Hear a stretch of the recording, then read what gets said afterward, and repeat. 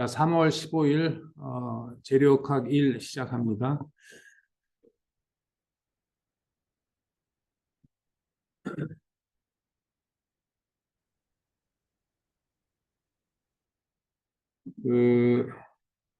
여러분들 출석 체크나 리포트 제출함에 있어서 다 여러분들 오너 코드라고 스스로의 책임하에 전혀 부정 행위 없이 스스로 제출하는 겁니다. 아셨죠? 네. 출석도 역시 마찬가지고 뭐 다른 얘기는 할 건 없지만 하여간 리포트하고 출석은 스스로 좀 잘 룰 지켜서 오너 코드 지켜서 제출하도록 하세요. 아셨죠? 뭐 어떻게 하다 보면은 조금 늦을 수도 있고 또 어떻게 하다 보면 지각이나 이렇게 할 수 있지만은 그걸 가지고 본인의 양심을 바꾸치게 하면 안 되겠죠.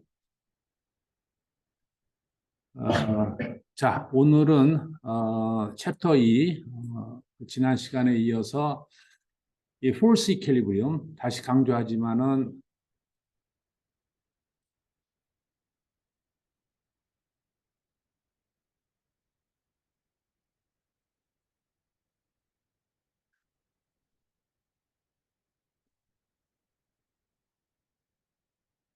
다시 강조하지만은 3, 5, 1 플로우 차트를 항상 염두에 두시고 이 재료학에 접하면은 여러분들 수업을 함에 있어서 전체적인 흐름, 그 다음에 여러 번 얘기했지만은 우리가 어떤 그 길을 감에 있어서 여러분들한테 가이드를 해주는 아주 중요한 지도 역할을 할 거라고 그랬죠. 그래서 그 플로우 차트를 항상 염두에 두고 각 챕터에 임하고 뭐 복습과 예습을 할 때도 마찬가지고요. 그 플로우 차트가 뭐 전반적인 어떠한 문제도 당연히 해당이 되고 우리가 이 재료학에서 배우는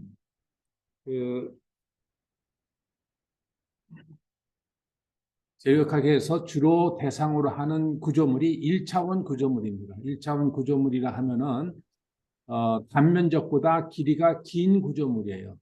그러니까 단면적의 디멘전이 뭐 한 1이다, 뭐 1cm, 1cm, 혹은 뭐 10cm, 10cm다 하면 길이는 그거보다 한 10배 이상 정도가 되는 구조물을 1차원 구조물이라고 합니다. 뭐 이렇게 휘어져 있는 것도 1차원 구조물이긴 하지만은 거기까지는 포함하지 않고요.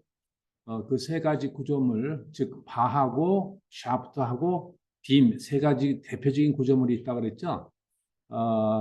별로 뭐 크게 단순한 구조물인데 그것만 다 배워도 되는가라고 의문을 가질 수도 있겠지만은 그 세 개의 대표적인 바하고 샤프트, 빔을 통해서 우리가 이 대부분의 구조물의 거동을 이해를 할 수가 있습니다. 그 세 개의 구조물로 이름이 부여되는 왜 이름이 부여된다 그랬습니까? 재료가 달라서 그래요? 형상이 달라서 그래요? 왜 그래요? 네, 가해지는 하중이 달라서 그랬다 그랬죠? 네, 가해지는 하중이 인장력이냐 아니면 트위스팅이냐 아니면 밴딩이냐 구조물을 휘게 하는 거 그런 거에 따라서 세 가지로 바뀐다고 했습니다. 그런 단순한 그 구조물에도 당연히 힘의 평형이 적용이 됩니다. 그래서 이 챕터 2에는 우리가 힘의 평형에 대해서 이제 중점적으로 공부를 하고요. 힘이란 보통 3차원 공간상에서 세 개의 컴포넌트를 갖고 있는 벡터로 표시된다 그랬죠. 네, 그래서 힘의 평형에 대해서도 여러분들 알겠지만은 X, Y, Z 각각의 힘의 총합인 0이어야 된다. 그거예요. 거기에 플러스 모멘트 그러니까 세 개의 컴포넌트의 모멘트가 총 0이어야 된다. 그래서 세 개 플러스 세 개가 총 우리가 구조물에서 고려할 수 있는 이퀄리브리움 이퀘이션이 되겠습니다.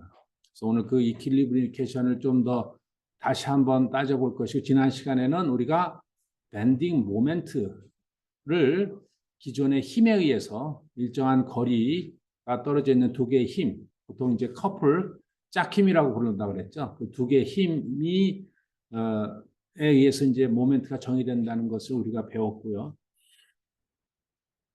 그다음에 이제 그 금방 얘기한 세 개의 힘과 세 개의 모멘트가 이제 합쳐져 각각이 독립적으로 0이어야 된다라는 조건이 바로 힘의 평형이 되겠습니다.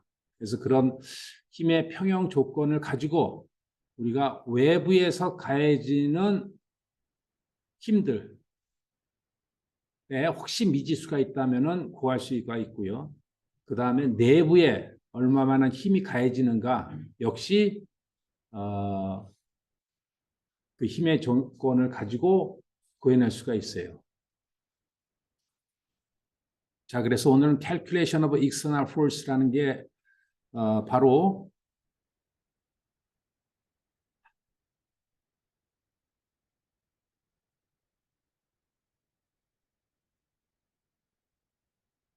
calculation of external force를 가지고 우리가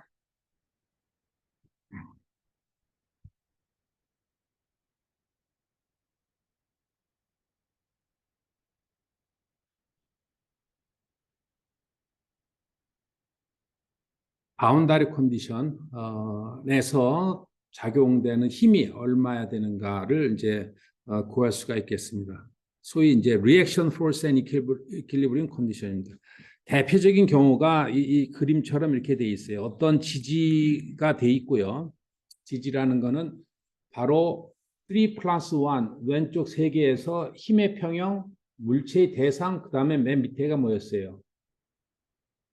변형의 조건이었죠. 예? 바로 요 바운다리 컨디션이 너 물체는 여기에서는 절대 움직이지 말아라 라고 하는 게 바로 이 변형의 조건이 되겠어요.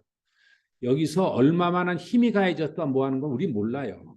힘이 주어지는 조건은 바로 요 부위에서 힘이 주어진 거예요. 그러나 일정 부분에서는 변형의 조건으로 주어진 겁니다.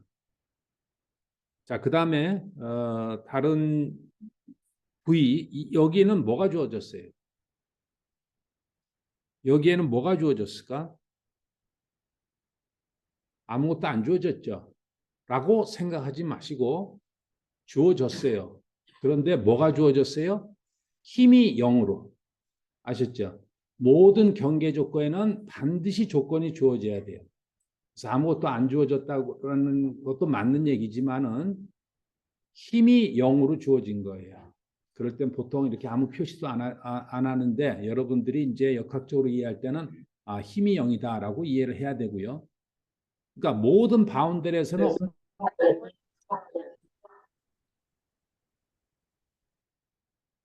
어떤 그 조건이든 간에 반드시 주어져야 돼요. 모든 표면에 대해서. 그게 힘이 주어질 수도 있고 혹은 이 변형의 조건으로 둘 중에 하나는 주어져야 돼요. 그러니까 여기에서는 여기서부터 여기까지 이렇게 쭉 따라서는 뭐가 주어진 거예요? 힘이 주어진 거예요. 아무것도 안 주어진 데는 힘이 0으로 주어진 거기 때문에 그렇습니다. 그리고 여기는 뭐가 주어진 거예요? 변형이 주어진 거예요. 그래서 우리가 1차원적으로 어떤 빔의 혹은 뭐 바의 조건이 이렇게 주어졌다 하더라도요. 이 구조물은 여기에는 힘이 주어지고 여기에는 뭐가 주어졌어요? 힘이 0으로 주어진 거예요. 아셨죠? 힘으로 0이 주어지고 여기에서는 뭐가 주어진 거예요? 왼쪽에서는 힘이 무엇인지 몰라요. 단 변형 조건이 주어진 거예요. 너는 움직이지 말아라 하고 힘은 모릅니다. 그러니까 결국 뭐냐면은 이 전 경계 조건에 의해서 either force or displacement가 주어진 거예요. 반드시 둘 중에 하나는 주어져야 돼요. 그게 당연히 어떠한 문제를 풀음에 있어서 유니크한 솔루션을 갖기 위한 당연한 수학적인 조건이 되겠습니다. 자, 그래서 이 물체의 전역에 가해지는 모든 힘의 합은 0이에요. 그러니까 뭐 force equal 0여야 되고요. 그 다음에 물론 당연히 이거 벡터입니다. 모멘트 equal 0이어야 돼요. 그러니까 이것이 일반적으로 세 개의 이퀘션을 주죠. 총 6개의 이퀘션입니다. 그러니까 단순하게 생각을 해서 6개의 이퀘션이 주어질 수가 있습니다. 대부분의 문제에서 이쪽 경계 조건은 다시 얘기하지만은 변형의 조건에서는 힘이 주어지는 건 아니지만은 변형의 조건 때문에 무엇이 발생이 될까요? 뭔가 힘의 발력이 발생이 되겠죠. 그렇죠. 힘의 발력을 우리가 알아요, 몰라요? 몰라요. 변형이 발생되지 말아라 한 조건으로 주어졌고 힘은 몰라요. 힘이 있긴 있는데 힘이 뭔지 몰라요. 그래서 총 경계 조건에 모든 경계 조건에 가해지는 외력의 합이 0이어야 되고 모멘트 합이 0이어야 된다는 조건을 가지고 이 변형의 조건에서 주어지는 미지의 하중을 구해낼 수가 있겠어요. 지금 제가 구두로 표현했지만은 이게 매우 중요한 얘기가 되겠습니다. 그게 바로 reaction force가 되겠고 and equilibrium condition이 되겠어요. 지금 얘기한 거를 이제 조금 더 수학적으로 표현을 하도록 하겠습니다. 당연한 얘기지만은 displacement가 주어지든 force가 주어지든 그 물체가 정지돼 있죠. 정지돼 있다는 것은 그 표면에 가해지는 모든 외력의 합이 0이어야 돼요. 그렇죠. 근데 힘뿐만이 아니라 그러니까 힘의 0이라는 것은 트랜슬레이션을 뜻해요. X의 힘이 0이니까 X로 가속 운동을 안 하고 Y의 힘의 0이니까 Y 방향, Z 방향. 근데 모션이라는 것은 이 트랜슬레이션뿐만 아니라 또 뭐가 있어요? 로테이션이 있죠. 로테이션이 있죠. 맞죠?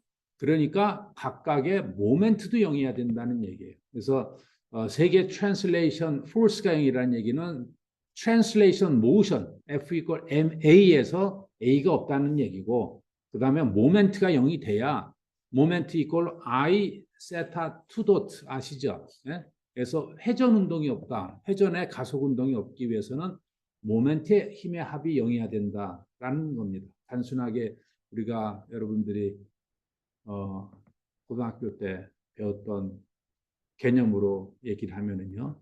여러분들 정력학도 배웠을 것입니다. 자, 그래서 다시 얘기하지만은 그러한 단순한 그런 force equilibrium 6개 이퀘이션을 가지고 변형의 제가 지금 같은 말을 계속 반복합니다. 변형의 조건으로 주어진 미지의 하중을 값을 주어질 수가 있게 되겠어요. 단순한 이 문제에서도 지금 여기에서 왼쪽에 힘이 안 주어져 있죠. 모르는 힘이에요, 사실은. 그런데 뭔지는 모르겠지만은 우리가 여기에서는 이제 알고 있고 여기에 뭔지는 몰라요. 뭔지는 모르는데 여기에서 과연 어떠한 힘이 존재를 해야 됩니까? 바로 이 이퀄리브리움 조건을 얘기하면은 이 힘이 있을 수가 있어요. 0 하면 이놈이 0 돼야 되죠. 이거밖에 없으니까. 이것도 이게 아니라 수직으로 튀어나오는 것도 0이어야 되죠. 외부에서 가해진 힘이 없으니까. 이거는 어때요? 이게 존재를 해야 되죠. 이거하고 이것이 이제 캔슬하고 즉 이것이 force가 0이어야 되니까. 맞죠? 여기에 또 모멘트 어쩌고 다 0인데 이것만이 존재를 하게 돼요. 그 얘기는 그러니까 결국 여기서 이것만이 존재한다는 얘기는 우리가 벌써 6개의 이퀘이션을 다 갖다 쓴 거예요. 맞죠? 그리고 그러니까 리액션이라고 얘기할게요. 이 리액션이 결국 마이너스, 그러니까 플러스 F라는 거 벌써 내가 화살표 방향을 왼쪽으로 했기 때문에 그냥 F라고 얘기를 해야 되죠. 내가 만약에 이거를 이 R을 방향도 아무것도 모르겠다. 그러면 일단 그냥 이렇게 잡으면은 이놈이 뭐가 돼야 돼요? 마이너스 F가 돼야 되죠. 네, 같은 얘기예요. 그래서 어떤 리액션 포스를 뭐 방향을 미리 알기는 상당히 힘들어요. 지금 같은 경우는 아주 단순한 거기 때문에 쉽게 그냥 왼쪽으로 갈 거라고 보지만은 복잡해지면은 방향을 몰라요. 그럴 때는 그냥 무조건 플러스로 놓고 총 이퀄리브리움 이퀘이션 하다 보면은 마이너스가 나오면은 내가 설정한 부호가 반대해야 된다는 얘기가 되겠죠. 네, 이렇게 해서 우리가 이퀄리브리엄 가지고 리액션 포스를 구하는 게 되겠습니다. 아셨죠? 간단해요. 내가 너무 얘기를 거창하게 한 것 같은데 간단합니다. 자, 그래서 내가 얘기한 거를 요 밑에도 이제 수식으로 썼습니다. 여기에서 그러니까 요만큼에 가해지는 이 그 바운더리 컨디션, 즉 변형의 조건, 그러니까 변형의 조건을 구태여 수식으로 표현한다면은요, 소위 얘기해서 이게 디스플레이스먼트, U 벡터가 0이에요. 너는 어떤 일이 있어도 꼼짝하지 마라고. 그럼 이게 실제 변형으로 변형을 본다면은요, 실제 변형을 본다면은 이게 여기는 절대 움직이면 안 되고 그 다음에 이렇게 해서 이게 바로 예상되는 변형 상태예요. 그래서 사실은 이 여기 힘이 주어진 부위는요, 이게 힘이 주어진 부위죠. 힘이 주어진 부위는 오히려 변형을 몰라요. 얼마만큼 움직일지 몰라요. 이게 바로 변형의 움직임 벡터입니다. 반대로 변형이 주어진 데는 뭐예요? F를 몰라요. 그러니까 항상 어느 포인트에서든 반드시 either force 아니면 displacement가 주어져야 되는데 force가 주어지면 displacement를 모르고 displacement가 주어지면 force를 모르게 돼 있어요.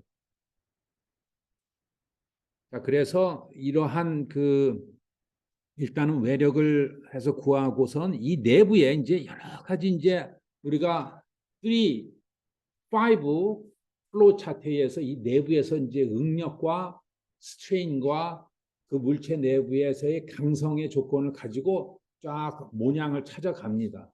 그게 바로 겉으로 이렇게 보이는 겁니다. 이게 바로 재료역학이에요. 재료역학에 사는 일입니다. 뭐 간단하게 들릴지 몰라도 바로 이게 우리가 로켓을 설계하든가 자전거 뭐 자동차를 설계하든가 지난 시간에 얘기했던 우리 바이오 미케닉스에서 우리가 어떤 물체를 들 때 허리에 얼마나 힘이 가해지는가 그걸 가지고 다 우리가 메디컬 디바이스를 다 개발할 때 그렇게 다 씁니다. 그렇기 때문에 단순한 이 개념이 얼마나 큰 우리 기계공학의 엔지니어들한테 가이드라인을 주고 중요한 건지를 확실히 이해를 해야 되겠습니다.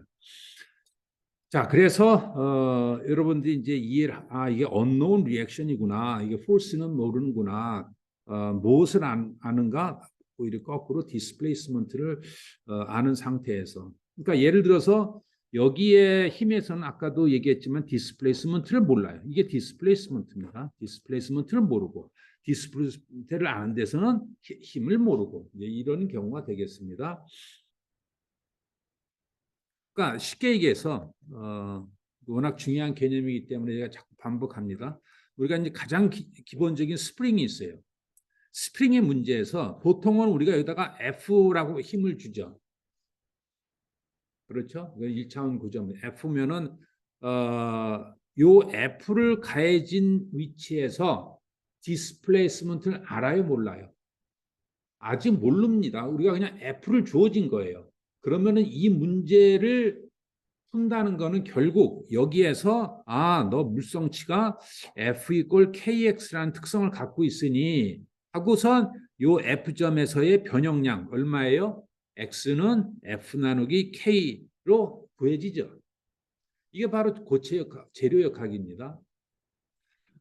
근데 예를 들어서 이런 문제도 있지 물론 이제 여기에서 너는 움직이지 마 하고선 x 이퀄 0으로 이제 주어졌겠죠. 이쪽 왼쪽에서는. 그런데 뭐 반드시 이렇게 주어지느냐? 뭐 이렇게 안 주어지고요. 여기서 나 디스플레이스먼트를 뭐 주어져요.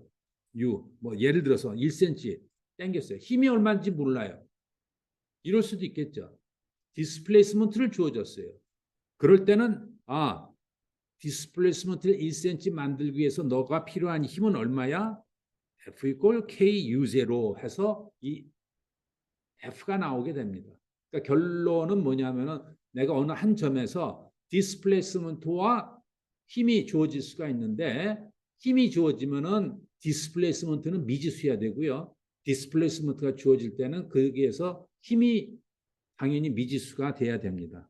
그러니까 다시 얘기해서 이런 문제가 주어지는데 F가 10N이고 디스플레이스먼트 U가 1mm야. 이 문제가 될 수가 있어요. 성립이 안 돼요. 왜냐하면 자기가 자기가 갖고 있는 물성치가 있는데 바깥에서 뭐 힘과 디스플레이스먼트를 한 점에서 동시에 준다? 그런 거는 역학적으로 물리적으로 맞을 수가 없어요. 그러니까 그렇기 때문에 아까 얘기했듯이 이 구역에서는 뭐다? 힘과 디스플레이스먼트 둘 중에 힘이 주어진 것이고요. 여기에서는 힘과 디스플레이스먼트 중에서 디스플레이스먼트가 주어진 거예요. 오케이. 그래서 어쨌든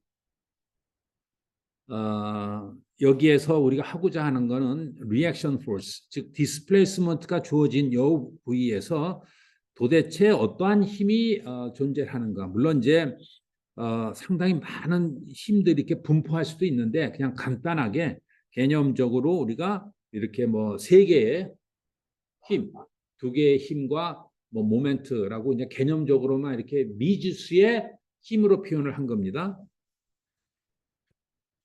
자, 그래서 이거를 풀어내기 위해서 이 미지수가 그럼 몇 개예요? 하나, 둘, 세 개. 이게 실제로 맞지는 않지만 그냥 가설로 이렇게 세 개의 미지수 unknown reaction이 있다고 지금 본 겁니다.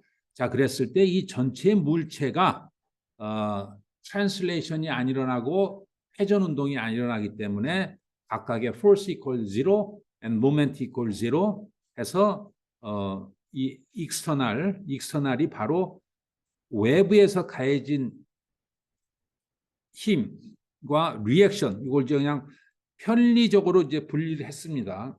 그래서 리액션 포스를 구할 수가 있고 모멘트도 외부에서 가한 모멘트와 리액션에서 총합 이퀄 0에서 우리가 디스플레이스먼트가 주어진 위치에서의 리액션 포스와 모멘트를 구할 수 있다라는 얘기가 되겠습니다. 뭐 수식 나왔지만 좀 이게 개념적으로 일단은 이해를 하길 바랍니다. 그래서 실제로 좀 더 수식적으로 쓴다면은 number of equation for equilibrium is 6개예요. 3 in force, 3 in moment 해가지고 in 3-dimensional space에서 그래서 이건 이제 벡터이케이션이니까 각 컴포넌트별로 하나 둘 셋, 모멘트에서 하나 둘 셋. Since the number of equation of equilibrium is 6 in 3-dimensional space, 그래서 we can solve up to 6 unknown. 맞죠? 이 수식이 independent 하다면 우리가 6개의 미지수까지 풀어낼 수 있겠죠. 맞지요? 네.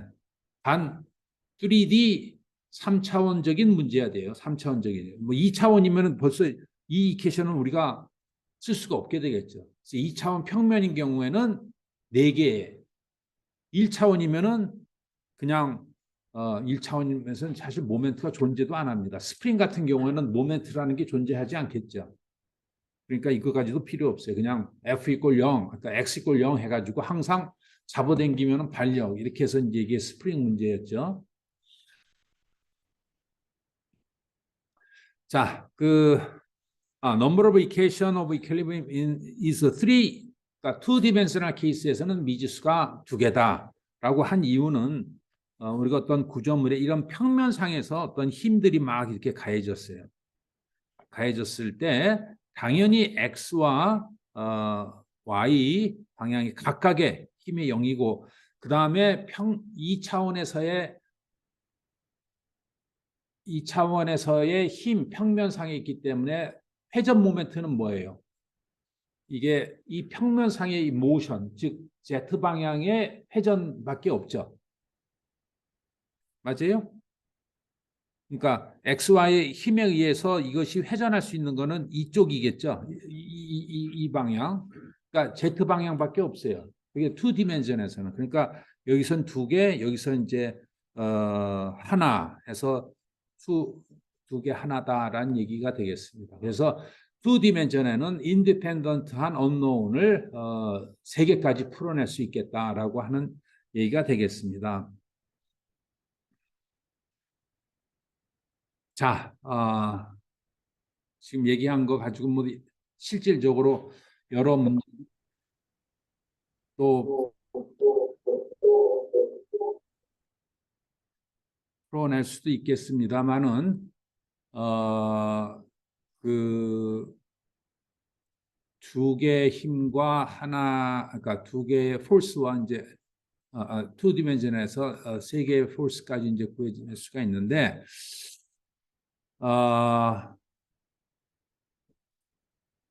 그 조금 더 이제 재료학을 통해서 우리가 그 3, 5, 1 플로우 차트를 이제 좀 더 구체적으로 이해하겠지만은 우리가 자, 맨 위에서 힘, 그 다음에 물체 내부로 왔을 때 제일 첫 번째가 뭐였어요? 맨 위에 상단의 조건이 뭐였어요? 힘의 force, 이퀄리브리움이었죠. 예? 지금 하는 게 우리가 이퀄리브리움입니다. 근데 이런 이퀄리브리움 이퀘이션을 가지고만이 문제가 풀릴 때가 다 풀릴 때가 있어요. 다른 거 뭐 그 고려를 안 해도 그럴 때를 그런 유형의 문제를 statically determinate라고 그래요. 정력학적으로 문제가 풀어지는 문제. 정력학적으로. 그러니까 힘의 평형만 가지고 풀면은 모든 달력도 구할 수가 있고요. 어떠한 물체 내부에서 존재하는 인터널 포스 다 구할 수가 있어요. 힘의 평형만 가지고. 그럴 때는 statically determinate. 내가 앞으로는 그냥 SD라고 표현을 할게요. 근데 static이라는 것이 그냥 힘의 평형 관계적인 겁니다. statically indeterminate. 그러니까 statically indeterminate인 경우에는 힘의 평형만 가지고 문제가 안 풀려요. 그럼 뭐를 해야 되냐? 바로 맨 위에서 force equilibrium, 맨 밑에서 뭐였어요? 변형의 조건을 두 개 같이 동시에 이렇게 풀어져서 같이 5개가 동시에 풀어져야 돼요. statically determinate는요, 위에서 force 구해지면은 응력 구하고 물성체에서 스트레인 구하고 디스플레이스먼트 해서 착착착착 구해져요. 단계별로 그냥. 그렇기 때문에 문제가 아주 단순해요.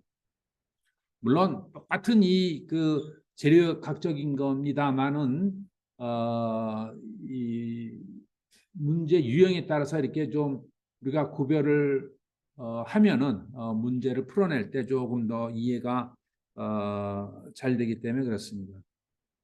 그러니까 처음에 number of unknown reaction하고 number of equilibrium equation이 똑같아요.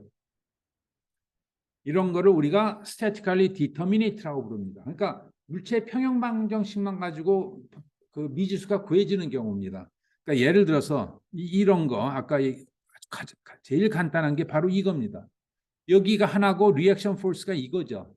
이게 지금 미지수고 이게 주어진 힘인데 그냥 평형 방정식만 가지고 R equal F 딱 구해져 버리죠. 미지수가 몇 개예요? 하나죠. 이퀄리브리움. 그냥 F equal 제로, 그러니까 X equal 제로 해가지고 하나죠. 그래서 그냥 미지수와 이퀘이션이 같았으니까 그냥 문제가 unknown이 풀려요. 이걸 전형적으로 statically determinate라고 합니다. 그러니까 또 다른 예로 뭐 2차원적인 거를 풀어봅시다. 2차원적으로. 우리가 여기서 뭐 이제 그 미지예요. 미지의 그러니까 예를 들어서 뭐 이쪽과 이쪽으로 이렇게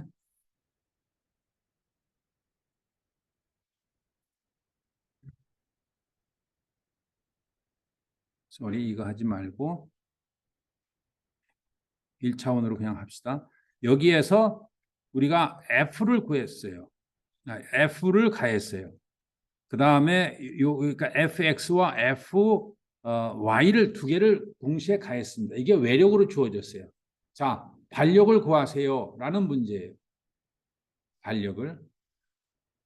반력이 자, 뭐 어디에서 존재하냐? 당연히 여기에서 있겠죠. 이쪽으로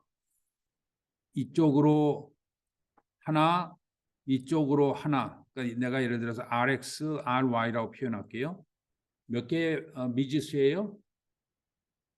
두 개의 미지수죠? 그런데 이것만 가지고 부족해요. 이제 부족한 건 이제 왜 그러냐면 이제 회전 운동을 고려를 해줘야. 이거 회전 운동을 당연히 고려한 겁니다. 회전 운동이 뭐예요? 저절로 없게 나와요. 빵이에요.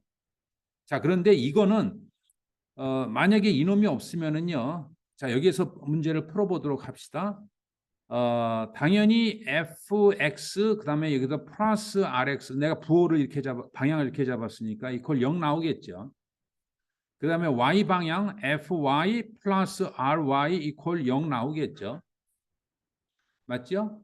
그래서 두 개의 미지수가 풀리는 듯합니다. 그런데 우리가 그러니까 이 이퀘이션은 fx의 총합을 0으로 놓고 해서 푸는 거고 이렇게 표현하면 안 되겠다. 요걸 없애고 요거를 fy 이퀄 총합해서 이렇게 0 나왔죠. 그래서 문제가 풀리는 듯 하지만은 또 하나 뭐예요? 모멘트 z가 0인지를 봐야 돼요. 평면상에서. 맞죠? 그래서 모멘트 z가 이게 딱 보면은 우리 모멘트 고려하는 거 잠깐 배웠습니다. 다시 리뷰했는데 어느 점이든 상관없다 그랬어요. 어느 점이든 간에 모션을 딱 보면은 이 점을 딱 보면은요. 이 점에서 가해지는 이 모멘트 이놈은 이 점을 관통하기 때문에 모멘트를 안 만들죠. 이 점은 어때? 이건 어때요? 역시 모멘트를 안 만들죠. 이 점을 관통하기 때문에. 근데 이놈이 문제예요. 이놈이 어떤 일정한 거리에 의해서 fx가 이 점에 대해서 모멘트를 만들고 있어요. 그러니까 fy 곱하기 l 하니까 0이 아니네. 0이 아니에요. 맞지요? 그러니까 이게 모멘트 평형이 안 일어나요. 결국엔 뭐냐면은 내가 이렇게 팔이라고 생각을 한다면은 여기서 땡기고 여기서 위로 올릴 때 내 그 어깨에서 단순히 x와 y 방향의 힘뿐만이 아니라 바로 이 모멘트가 만들어지지 않으면은 이 물체는 회전 운동이 만들어질 수밖에 없고 힘의 평형이 안 이루어지게 돼요. 바로 여기서 모멘트 제로가 존재를 하게 돼야 됩니다. 그래서 플러스 m0 해가지고 바로 m0는 마이너스 fy 이퀄 l이라는 반력이 존재를 하게 돼야 돼요. 즉 이러한 단순한 이런 그 1차원적인 구조물에 힘이 가해졌을 때 리액션 포스가 3개까지가 만들어지고 3개까지를 구할 수가 있어요. X, Y, 모멘트 Z의 힘의 합으로. 그래서 이거 역시 처음 다시 얘기하지만 하나, 둘, 세 개의 미지수예요. 3개의 언노운이 이퀄리브리움 이퀘이션 몇 개?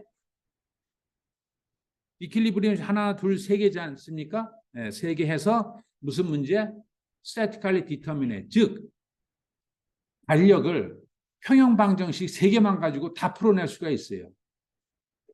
그로 매우 문제가 이 반력 구하는 게 전혀 이 재료가 뭐 스틸이 됐든 뭐 알루미늄이 됐든 재료의 특성과 상관없이 그냥 반력이 그냥 구해진 게 statically determinate입니다.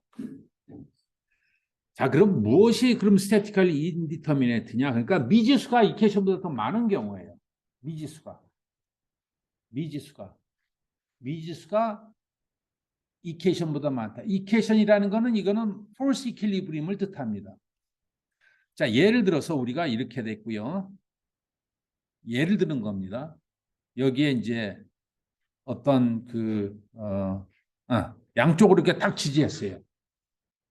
양쪽에 너는 움직이지 마 하고 그런 다음에 여기에 뭐 힘이 이렇게 주어졌어요. 이렇게 이런 것들은 여기에 이쪽 방향에 발력이 있고 이쪽 방향이 있고 또 회전 모멘트가 얼마인지 몰라요. 여기도 마찬가지 하나, 둘, 세 개. 이 F1, F2가 주어져 있고 이 기다란 1차원 구조물의 양끝단에서 어떠한 발력이 있어야 되는지 각각의 발력이 세 개, 세 개. 발력이 몇 개예요? 미지수가 여기 세 개, 여기 세 개, 여섯 개죠. 그러니까 이퀄리브리움 이퀘이션은 몇 개예요? 세 개밖에 있을 수가 없죠. 2차원이니까. X방향, Y방향, 그 다음에 회전. 그러니까 미지수가 더 많은 거예요. 그러니까 이게 지금 무슨 얘기예요? 폴스 이퀄리브리움만 가지고는 문제가 안 풀려요. 그럼 이걸 어떻게 해야 되느냐? 이제 그거는 당연히 이제 풀리게 돼 있습니다. 그런데 단지 여기서는 뭐냐? 폴스 이퀄리브리움 가지고는 안 풀리는 문제니까 이 문제는 statically indeterminate라고 이해를 잘 하세요라는 얘기예요. 이 문제는 어떻게 푸냐? 그 3 플러스 5 1에서 위에 폴스 이퀄리브리움과 밑에 디스플레이스먼트 이퀘이션 제약 조건을 동시에 풀어줘야 돼요. 위에서 아래에서 동시에 이게 문제가 풀어져서 그래야 5개의 이퀘이션이 여기 같은 경우에는 6개라면 6개의 이퀘이션이 나오게 돼 있어요. 그러니까 statically determinate 평형방정식만 가지고 푸는 얘기는 구태여 디스플레이스먼트랑 상관없이 문제가 풀립니다. 그러니까 조금 의아하게 들릴 수도 있어요. 그 얘기는 그러니까 여기서 statically indeterminate라는 건요. 이놈이 만약에 그 스틸이냐 알루미늄이냐 여기 뭐 스틸이냐 알루미늄이냐에 따라서 이 발력이 이 발력 뭐 이 발력은 그냥 힘으로 그냥 나와 버리죠. 이 재료가 너가 스틸이냐 알루미늄에 따라서 발력이 안 바뀌죠. 그래서 거꾸로 statically determinate는 재료의 물성치와 상관이 없다는 얘기가 돼요. 근데 statically indeterminate는요, 이 재료가 스틸이냐, 알루미늄이냐, 고무냐에 따라서 발력값이 바뀌게 돼 있어요. 아주 중요한 개념입니다. 왜 그럴 것 같아요? 개념적으로 우리가 이 문제를 풀 때 이퀄리브리움 이퀘이션만 가지고 풀리면은요 밑에 이 스티프니스를 고려를 안 해도 된다는 얘기예요. 그래서 위에서 이거 풀리고 힘이 다 구해지고 그 다음에 스티프니스에서 이 변형을 구해줘요. 이렇게 1차적으로. 그런데 statically indeterminate는 이거 가지고 이퀘이션이 모자라요. 그러니까 어떻게 해야 돼요? 위에서부터 이렇게 와야 돼요. 그러다 보니까 재료의 물성치의 조건이 반력 구할 때 같이 들어가게 돼요. 그러니까 결국 아까서 미지수가 얘기했던 fx가요. 물성치 아까 뭐 스티프니스 뭐 이제 우리가 이제 영스 모듈러스라고 이제 합니다. 영스 모듈러스가 반력항에 들어가게 돼요. 그 얘기는 statically indeterminate는 이 재료가 상태에 따라서 반력값이 막 다르다라는 얘기예요. 그러니까 예를 들어서 내가 이 사람 팔이 혹은 뭐 다리가 근육이 많은 사람과 근육이 적은 사람에 따라서 이 발력이 달라진다고 얘기를 해도 이해를 해도 되겠어요. 네, 그래서 statically determinate와 indeterminate는 그러니까 이게 수학적으로 보면 어떻게 보면 당연합니다. 이 이퀘이션이 예를 들어서 5개인데 여기서 2개 주어지고 여기서 3개 주어지니까 이놈에 의해서 5개가 동시에 이제 이 이퀘이션이 나와야 된다는 얘기고 만약에 이퀘이션이 그러니까 미지수가 3개면은 그냥 이게 3개 해가지고 그냥 반력이 그냥 3개로 다 구해지고 그 다음에 변형의 조건을 구하려면 이렇게 해서 이렇게 구하니까 물성치가 안 들어간다고 이해를 해줘도 좋은데 어찌됐든 우리가 좀 더 구체적으로 예를 들어가면은 좀 더 이해가 쉽겠지만은 statically determinate와 indeterminate의 이해는 매우 여러분들이 문제를 풀기 전에 중요해요. 보통 우리가 수학적으로나 물리적으로 어떤 문제를 풀면 있어서 그냥 수식 놓고 이 수식이 문제를 정확하게 define 됐느냐를 안 따지고 일단 막 문제를 풀어요. 그럼 아무리 풀어도 안 풀려요. 왜 그럴까 왜 그럴까 하는 건 별로 안 좋습니다. 우리가 주어져 있는 물리적인 이퀘이션 경계 조건의 숫자를 딱 보고 아 내가 풀어야 될 미지수가 몇 개인지를 딱 한 다음에 그 다음에 수학적으로 이렇게 풀어야 되는데 생각나는 거 이렇게 하다가 미지수와 이퀘이션을 따지질 않고 이렇게 풀다 보면은 당연히 못 풀겠죠. 그렇게 문제를 어프로치하면 안 되겠습니다. 아셨죠? 그래서 미리 statically indeterminate인가를 정확하게 캐치를 하게 되면 여러분들이 실수가 없게 되고 statically indeterminate는 반력의 물성치가 항이 들어가게 된다라는 것을 참고로 이해를 했으면 좋겠습니다. 자, 지금 얘기한 것이 이 그 외부의 반력만의 문제예요. 외부의 반력. 그러니까 외부의 반력도 물체 입장에서는요, 외력이에요. 단지 처음에 몰랐던 것뿐이지 물체 입장에서는 외력입니다. 자, 지금 하고자 하는 거는 물체의 그 외력에 의해서 결국 우리가 하고자 하는 거는 물체 내부에서의 힘을 구하고자 하는 거예요. 물체 내부의 힘. internal force라고 지금 중요해졌습니다. 여기서 얘기하는 바로 이 스트레스가 되겠어요. 이거는 물체의 외부고 이거는 물체의 내부라 그랬죠. 예? 물체의 내부. 그러니까 막 이렇게 이런 물체에서 우리가 이렇게 반으로 잘라봤을 때 이 안에서 지금 물체 내부에서 막 어떤 응력이 발생되느냐. 그 응력이 재료의 강도보다 넘었으면 재료가 어떻게 된다고요? 파손이 된다는 겁니다. 간단하게. 내가 자꾸 내 왼팔을 지금 보이는데 왼팔에 내가 어떤 아령을 딱 들고 쭉 지지를 하고 있는데 그 아령이 외력이고요. 내 어깨, 내 전체 바디를 본다면은 외부 외력이라는 거는 아령과 내 발바닥에서 오는 이 반력 그것이 외력이겠죠. 그러나 내가 만약에 내 어깨에 어떠한 일이 일어나고 있는지를 보려면은 팔을 이렇게 가상으로 뚝 잘라가지고 어깨에서의 가상의 면을 치는 게 바로 이 내용입니다. 그런 다음에 그 어깨 근육에서 관절에서 응력이 어떻게 존재하는가를 보는 것이 바로 어깨 내부에서 발생되는 내력을 보게 되는 거고요. 그리고 이 가상의 면으로 잘라진 팔 하나만 봤을 때는 그것도 하나의 물체이기 때문에 그때는 내력이 마치 팔에는 외력처럼 가해진다고 이해를 하면 되겠어요. 그러니까 이 물체, 내가 이렇게 가상으로 했지만은 이 물체에서는 이놈이 뭐로 보이는 거예요? 외력으로 보이는 거예요. 그러지 않겠습니까? 그러니까 이 외력, 진짜 외력과 내부에서 붙어져 있는 이놈이 외력을 했을 때 이 물체의 힘의 평형은 또 0이어야 되기 때문에 이놈을 구해낼 수가 있게 되겠죠. 네? 조금 얘기가 복잡해지만은 이 개념적으로 봤을 때는 클리어해요. 우리가 물체를 전체를 시스템을 잡아도 되고, 그러니까 우리가 사람이 이렇게 있을 때 외부 뭐 외력이 막 주어지고 이렇게 했을 때 이건 다 외력이지만은 내가 예를 들어서 팔 하나만 따지고 싶다 그러면은 어떻게 해요? 이거하고 요 팔과 어깨에서 주어지는 여러 가지의 그 내력값이 있겠죠. 그 내력은 이 팔 입장에서 봤을 때는 뭐라고요? 외력으로 보이는 거예요. 그렇죠.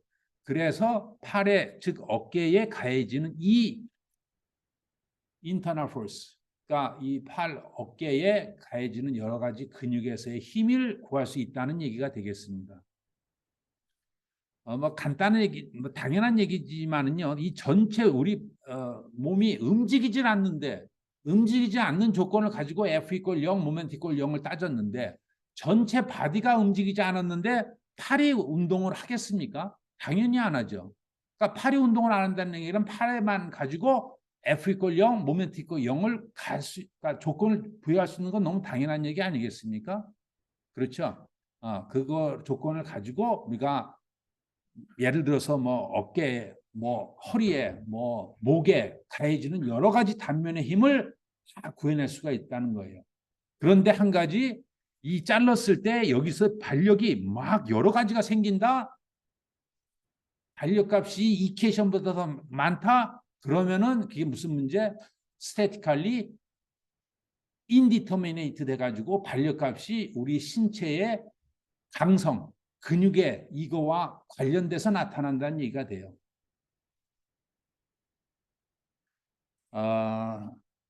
뭐 지금 조금 개념적으로만 들린다라는 거 이해하고요.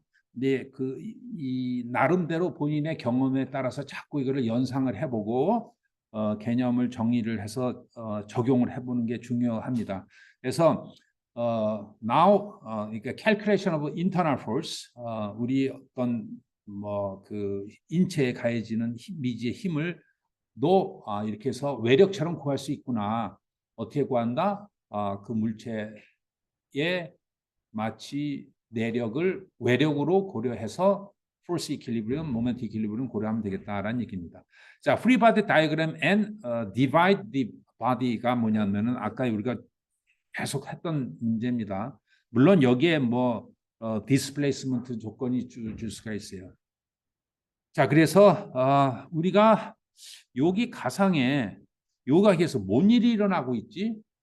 혹시나 여면에 응력이 크게 나와서 이 면을 따라서 물체가 파손이 되면 어떡하지? 파손이 될 수 있겠죠. 그러려면 지금처럼 이렇게 가상의 면을 잡고 그 가상의 면에서 발생된 여러 가지 반력, 내력을 따져서 그 재료의 강도와 비교를 해야 된다는 얘기가 되겠습니다.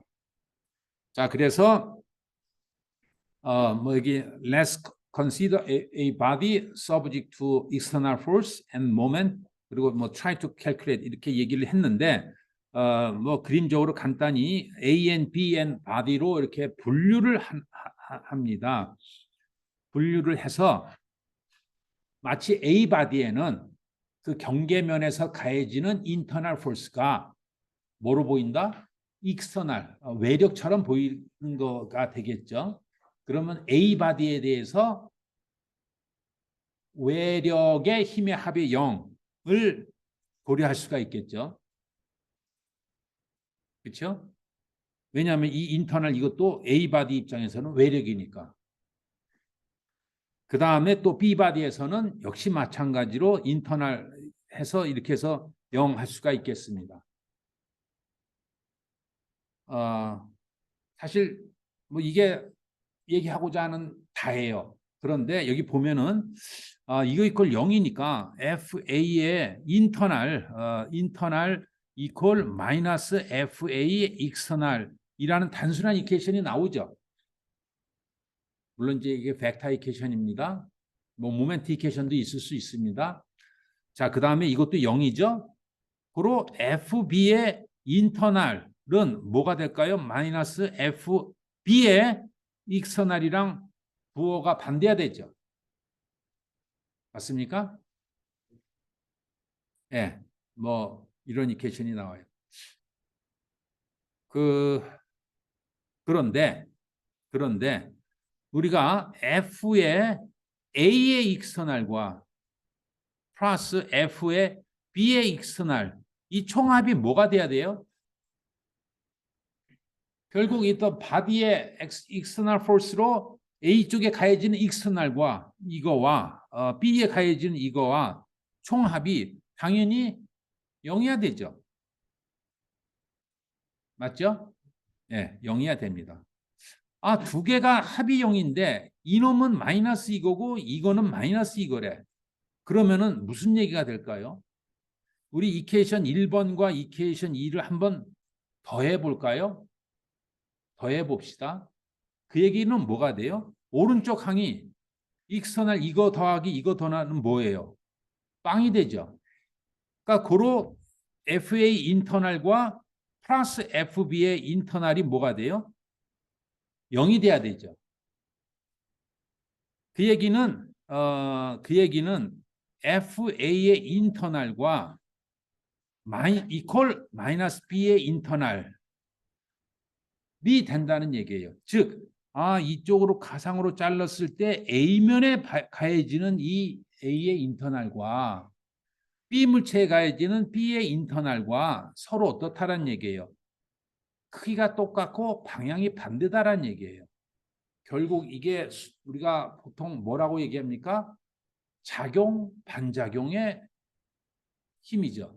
작용, 반작용. 내가 밀면은 민 것만큼 나도 똑같이 힘을 받게 되죠. 그러니까 이 어깨에서 아까 팔을 딱 잘랐을 때 팔에 어깨가 가해지는 힘은 팔이 어깨에 가해지는 힘과 똑같아요. 네, 똑같습니다. 부호만 다르고. 그래서 물체 내부에 존재하는 인터널의 힘의 상태를 단순히 평형망정식만 가지고 우리가 관찰할 수가 있겠습니다. 그 내용이 바로 이게 되겠습니다. 수식적으로 이해하시고 그 다음에 개념적으로도 이해하는 것이 좋겠습니다. 어떤 물체든 잘랐을 때 작용, 반작용,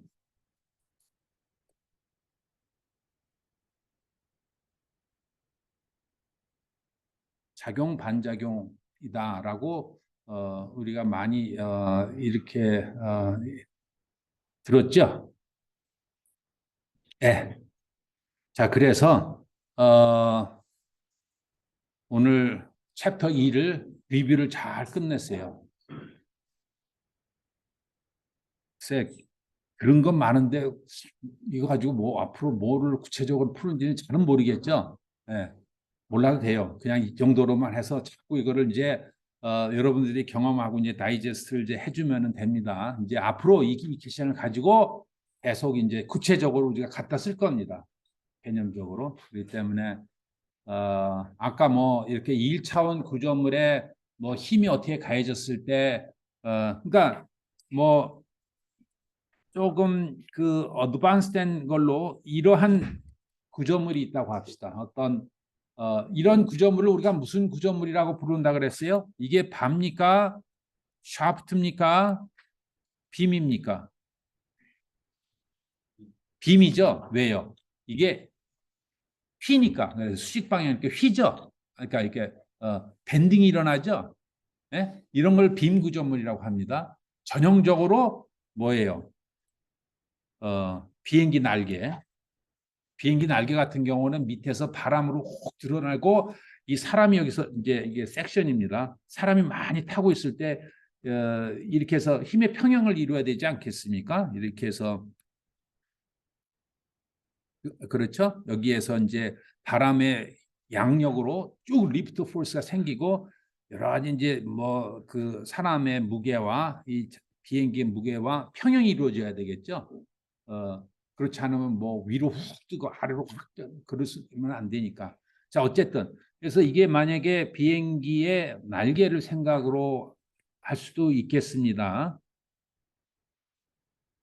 그러니까 우리가 이러한 단순한 구조물을 이해를 1차원 구조물을 이해를 자꾸 드는 이유가 이런 단순한 형상을 보는 것이 아니라요. 실제로 구조물에도 이런 개념이 그대로 적용할 수 있다는 매우 중요한 얘기입니다.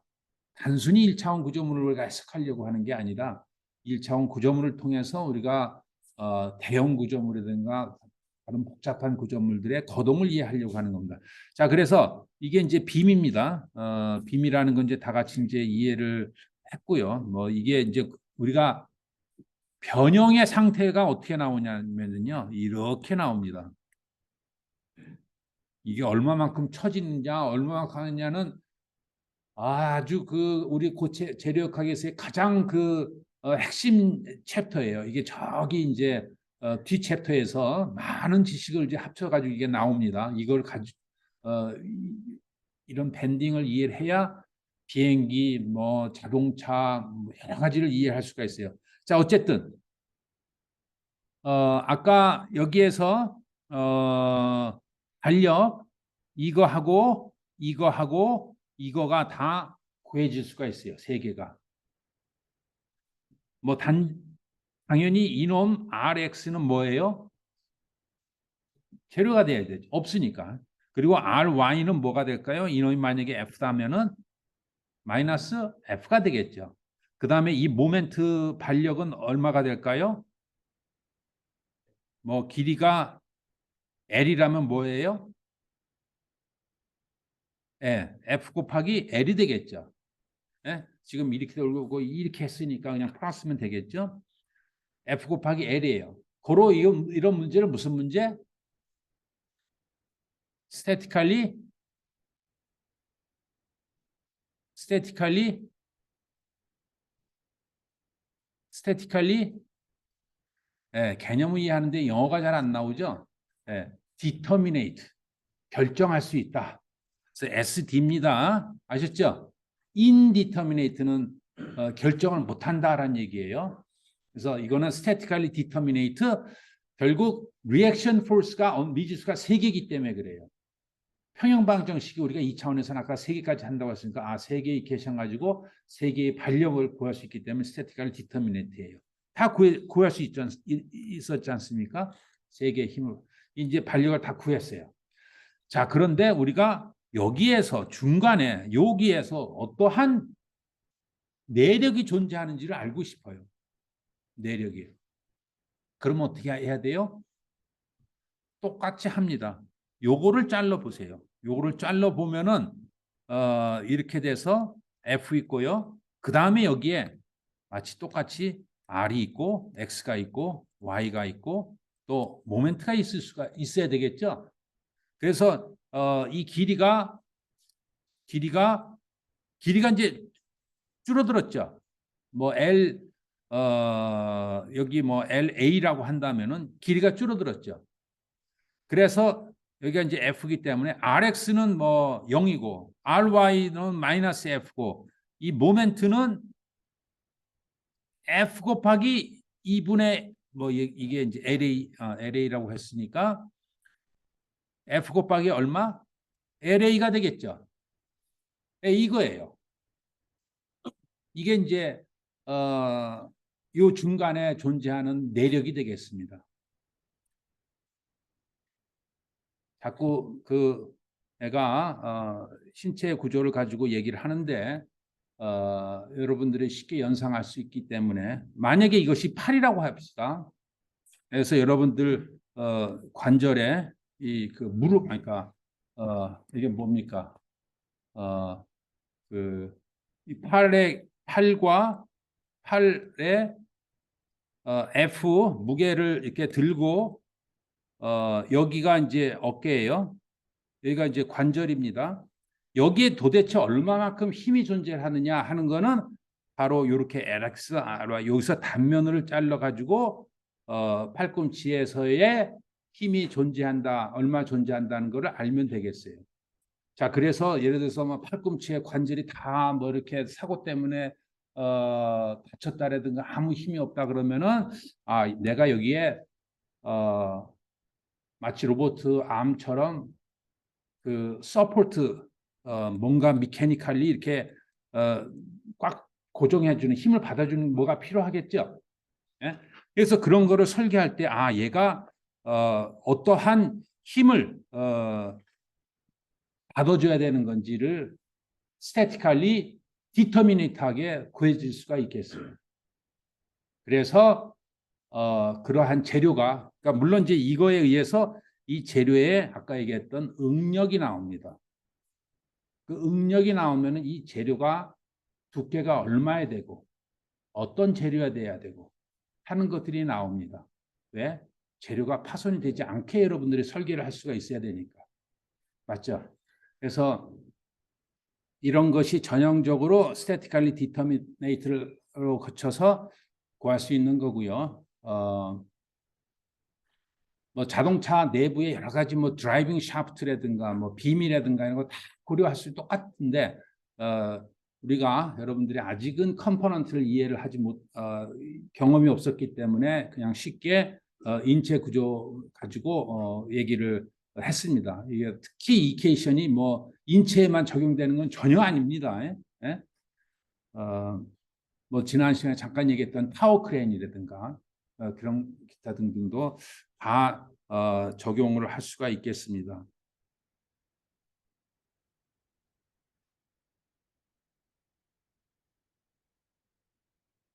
우리 리포트 꽁지로 내신 김창희 누구세요? 없어요? 김창희 학생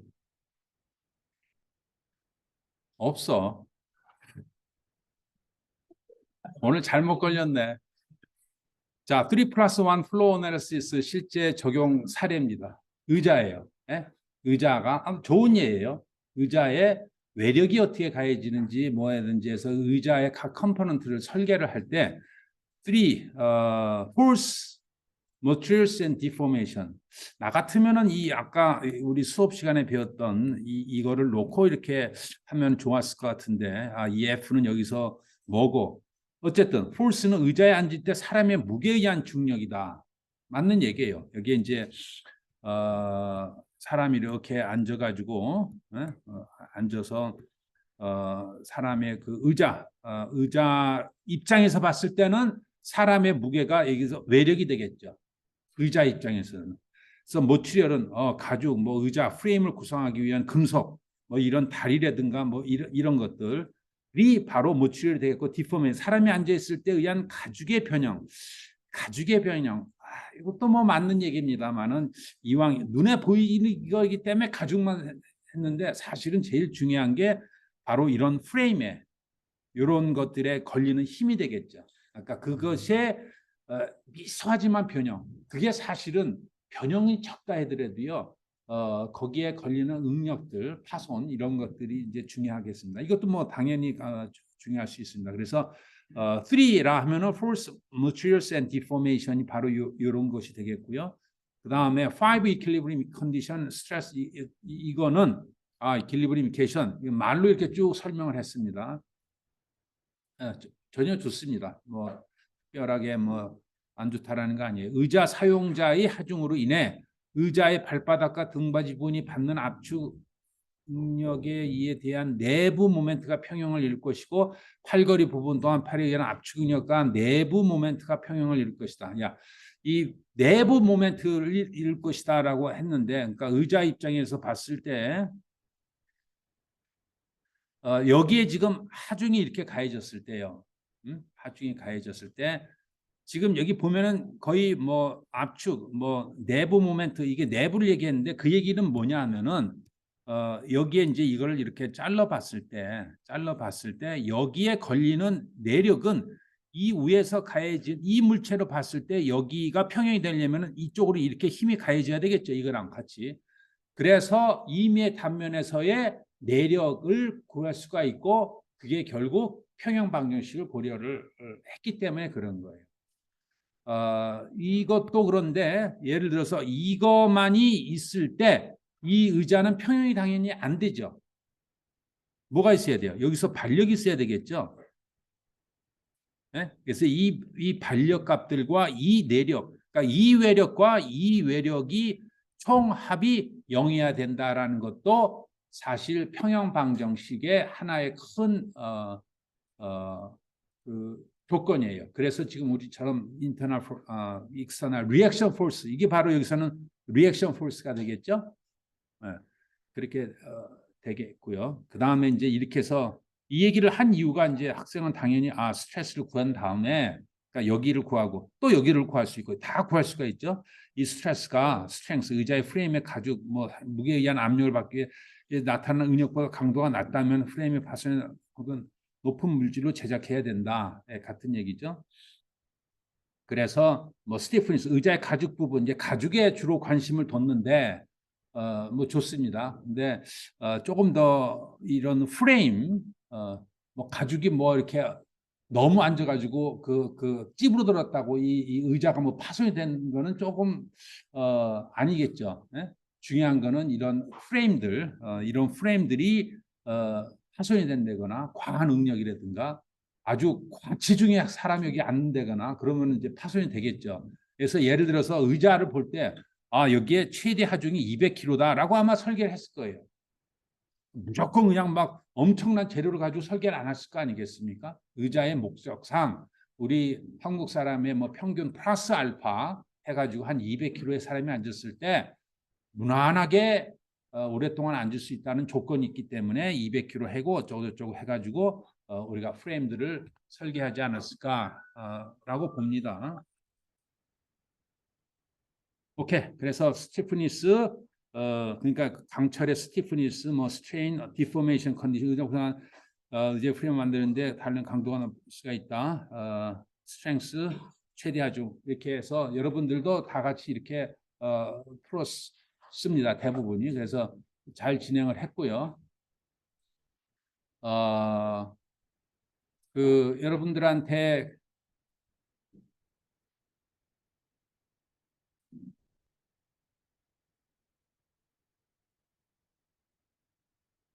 이 카톡 여러분들 잘 쓰시죠? 이게 뭐야 하고선 이렇게 그렇게 아니라 여기 안에 보면은 여러 가지 그 채팅방 서랍이 있어서 채팅방 서랍에 사진, 파일, 뭐 링크 각각이 이제 쭉 있다라는 것을 잘 이해를 하셔야 되고요. 그 다음에 특히 강의 녹화가 여기서 쭉 들어가는 거 알고 있죠? 잘 알고 있죠? 여기서 쭉 들어가고 있습니다. 이거 이렇게 하는 이유는 여러분들이 이게 날짜와 시간이 가더라도 여기는 항상 쉽게 접근할 수 있는 거예요. 정보에. 여기 보면 이제 강의 노트가 매번 내용은 똑같은데 내가 이제 판서를 한 내용이 이제 같이 올리기 때문에 가끔 추가적으로 올라가는 거고요. 강의 동영상은 지금 2개, 오늘이 이제 3번째입니다. 맞죠? 그 다음에 이 어디 갔습니까? 출석부 이거 뭐 여러분들 구글 시트라는 얘기 들어봤을 겁니다. 누구든지 동시에 접속해서 자료를 쓰는데 뭐 어떤 학생은 뭐 0점도 주고 7점도 줬어요. 뭐 출석을 안 했으니까 당연히 그렇게 하겠지만은 이혁중은 벌써 10점이라고 줬네 오늘 거. 본인이 정확한 정보에 의해서 정확하게 쓰도록 하세요. 예? 이혁중 누구? 잘 썼어요.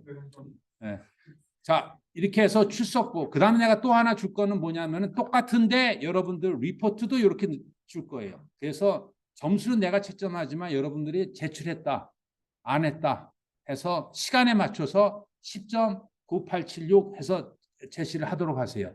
정보는 다 있지만은 여러분들이 이 테이블을 위해서 그러니까 좀 계속 본인의 어떤 프로그레스를 레코딩할 수 있게끔 하고자 합니다. 아셨죠? 오케이? 질문 있으면 카톡으로 하세요. 수고했습니다.